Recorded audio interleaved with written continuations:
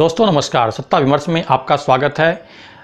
पीके की बात के नए एपिसोड में आज बात क्या मेरा देश बदल रहा है और इस बदलते देश में वो कौन है जिसे कार्टून से डर लगता है।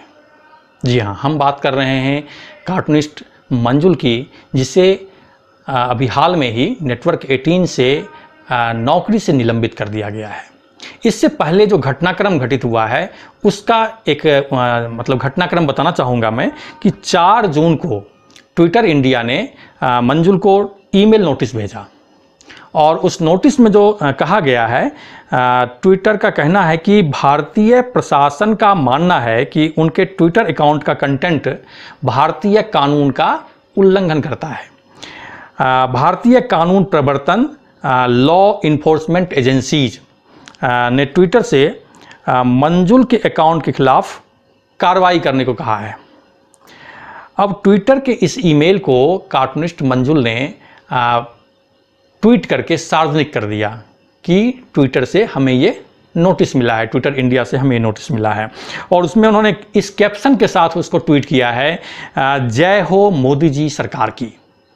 थोड़ा सा क्या कह सकते हैं इसको, आलोचनात्मक है। और उसमें और उन्होंने अपने ट्वीट में मंजुल ने लिखा है, शुक्र है मोदी सरकार ने ट्विटर को ये नहीं लिखा कि ये ट्विटर हैंडल बंद करो।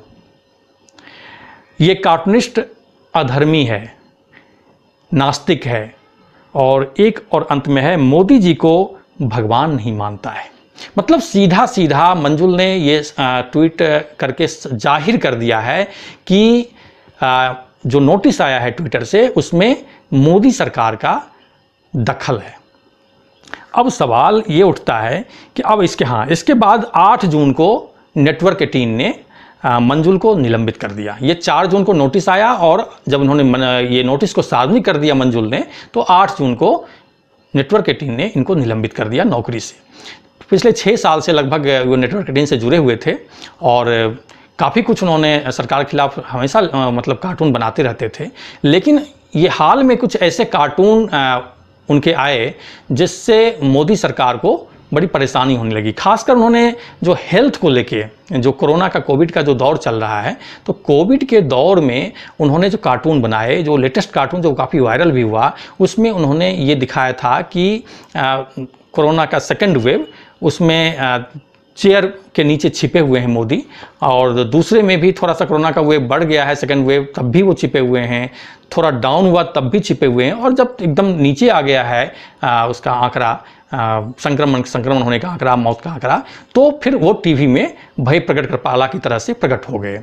तो इसको लेके वो ये काफ़ी वायरल हुआ कार्टून, और इसको लेके चारों तरफ से सरकार की आलोचना हो रही थी। सबसे बड़ा सवाल ये है कि जो मोदी सरकार या कोई भी सरकार होती है, लोकतंत्र के चौथे खंभे को इस तरह से प्रताड़ित करने का काम तो नहीं कर सकती।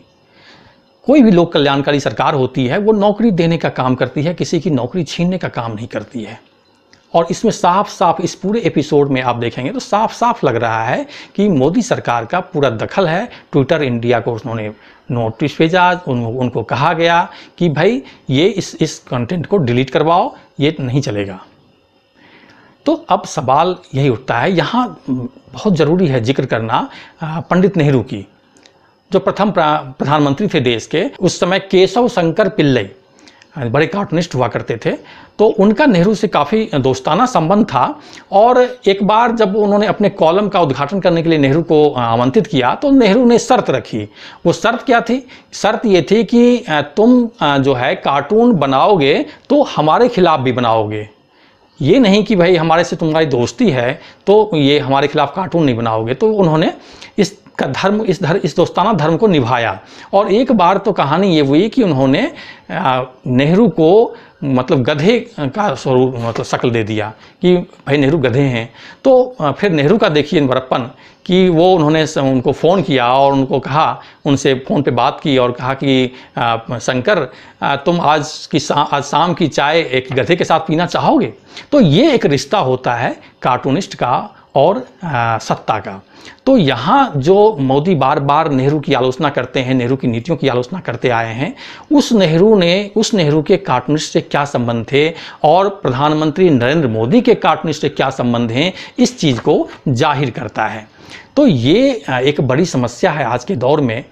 6-7 साल से मोदी सरकार जो भी काम की है, मतलब बची खुची मीडिया बची हुई है, और उसमें भी एक कार्टूनिस्ट को इस तरह से प्रताड़ित करना लोकतंत्र पर सीधा सीधा हमला है, और इस हमले से सरकार को बचना चाहिए। फिलहाल के लिए इतना ही। देखते और सुनते रहिए सत्ता विमर्श। नमस्कार।